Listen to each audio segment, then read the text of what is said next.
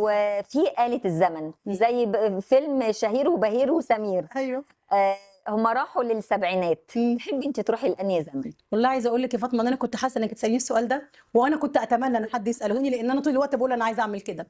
لا بس انا مش هروح للسبعينات لان انا تمانينات، فانا كده مش هروح لا قوي انت يعني. عايزة تروحي فين؟ انا ممكن اروح للخمسينات، للاربعينات. بتحبي في ايه في الزمن ده ايه؟ بحب الشياكه في التعامل، مم. الرقي. في نفسي حد يقول لي يا هانم، يفتح لي الاوتوموبيل. دايما بقولها كده بهزار في البوستات بتاعتي وفي الريفيوهات بتاعتي، اقول العربيه او التاكسي كان اسمه اوتوموبيل، العربيه اسمها اوتوموبيل، التاكسي بتقول له مثلا تاكس، بيجي لك يفتح لك العربيه تركبي حضرتك، بعدين تقولي له اطلع يا اسطى، مش تقولي رايح كذا يقول لك لا والله رايح كذا، لا والله وانت لو رايحه البيت ماشي، لا غير كده انا مش ما عشان كده دلوقتي بقينا بنتصل مش عايزين نقول اسامي شركات، نتصل بقى بالابلكيشن ونقول هنروح الحته الفلانيه. عشان ايه ما حدش يقول لنا مش هوديك. كمان ان انت كان في كده رقي، كان في لبس شيك، اذا كان للرجاله يا بنتي، ده حتى الناس اللي كانت بسيطه جدا كانوا بيخرجوا بالطربوش وبالبدله والست الفستان الطويل اللي مش عارف ايه والجزمه ام كعب عالي. عارفه ان بنتي نوران، هقول لها هفتن عليك يا نوران، نفسها ترجع للزمن ده بجد. سلمي لي على نوران كتير.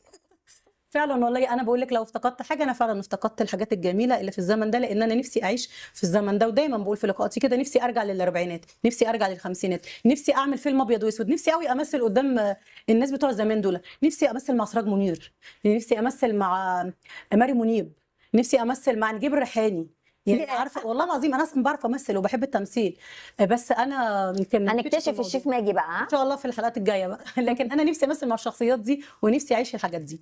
نختم الحلقه بالجو الجميل ده عشان الناس تبقى كده مبسوطه وما تبقاش حد زعلان. أيوة. وبنوعدكم ان في جزء تاني لحلقه ايام زمان، هيبقى الجزء التاني ان شاء الله الاسبوع القادم ان شاء الله. فانتظرونا بقى في الجزء التاني.